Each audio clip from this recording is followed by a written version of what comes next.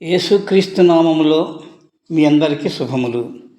ఈరోజు మనము లూకా సువార్త నుండి ప్రశ్నలు మరియు సమాధానములు తెలుసుకుందాం.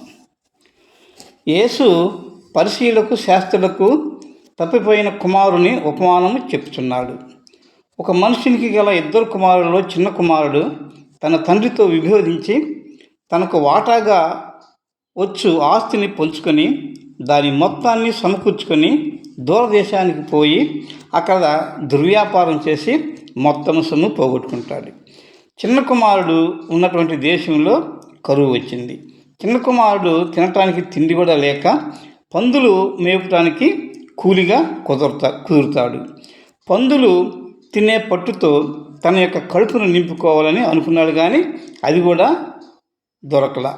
అప్పుడు చిన్న కుమారునికి బుద్ధి వచ్చి తన తండ్రి దగ్గరికి వెళ్ళి, తన తండ్రి దగ్గర అనేక మంది పనిచేయవారు ఉన్నారు, వారిలో ఒకరిగా నన్ను చేర్చుకోమని అడుగుతానని అనుకొని తన తండ్రి ఇంటికి వచ్చాడు.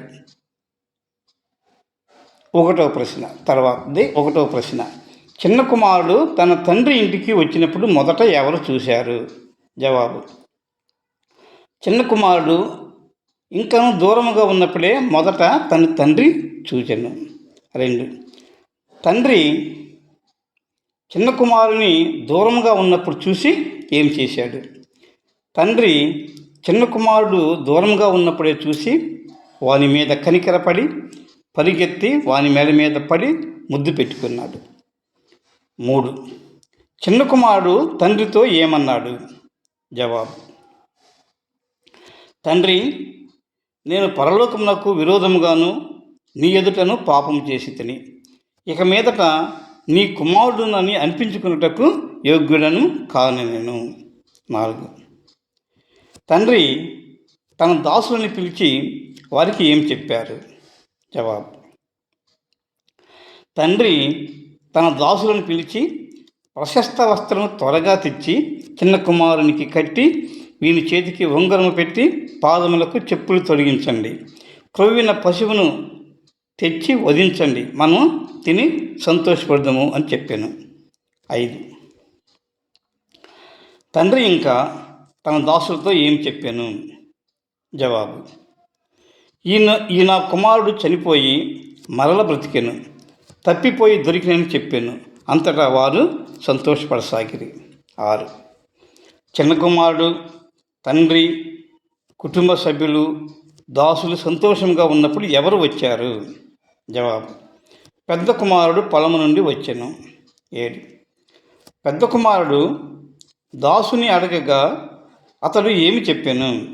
జవాబు: నీ తమ్ముడు వచ్చి ఉన్నాడు, అతడు తన యొద్దకు సురక్షితంగా వచ్చినందున నీ తండ్రి క్రొవ్విన పశువును వధించనని చెప్పాను. 8. దాసుడు చెప్పినది విని పెద్ద కుమారుడు ఏం చేశాను? జవాబు: పెద్ద కుమారుడు కోపంతో ఇంటి లోపలికి వెళ్ళకపోయాను. 9. తండ్రి పెద్ద కుమారుని ఇంటి లోపలికి వెళ్ళనందున ఏం చేశాను?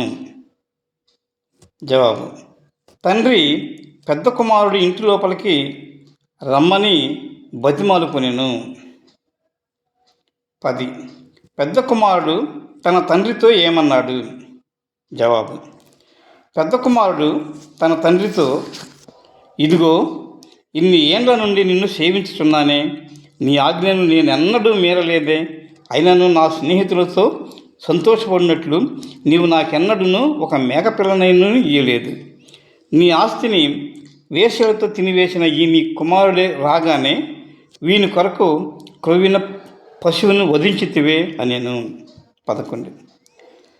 తండ్రి పెద్ద కుమారునితో ఏమి చెప్పాడు? జవాబు: కుమారుడా, నీవెల్లప్పుడూ నాతో కూడా ఉన్నావు, నావన్నీ నీవి, నన్ను సంతోషపడి ఆనందించుట యుక్తమే. ఈ నీ తమ్ముడు చనిపోయి మరల బ్రతికెను, తప్పిపోయి దొరికినని కుమారునితో చెప్పాను. పాపి విషయమై యేసు పరిసయ్యులకు శాస్త్రులకు 3 ఉపమానాలు చెప్పాడు. అందులో 1 తప్పిపోయిన గొర్రె, 2 పోయిన వెండి నాణెము, 3 తప్పిపోయిన కుమారుడు. ఈ 3 ఒకే విషయమును చూపించుతున్నవి. తప్పిపోయినవి పాపికి సాదృశ్యంగాను, దొరికినవి అంటే పాపులైన వారు మారు మనసు పొంది దేవుని వైపు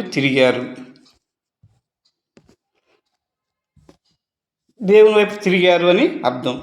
మారు మనసు అక్కరలేని నీతిమంతుల కంటే మారు మనసు పొంది ఒక పాపి విషయమే పరలోకమందు ఎక్కువ సంతోషం కలుగునని యేసు చెప్పాను. ఈ వీడియో మీకు నచ్చినట్లయితే లైక్ చేయండి, షేర్ చేయండి, సబ్స్క్రైబ్ చేయండి, కామెంట్స్ కూడా పెట్టండి. Thank you.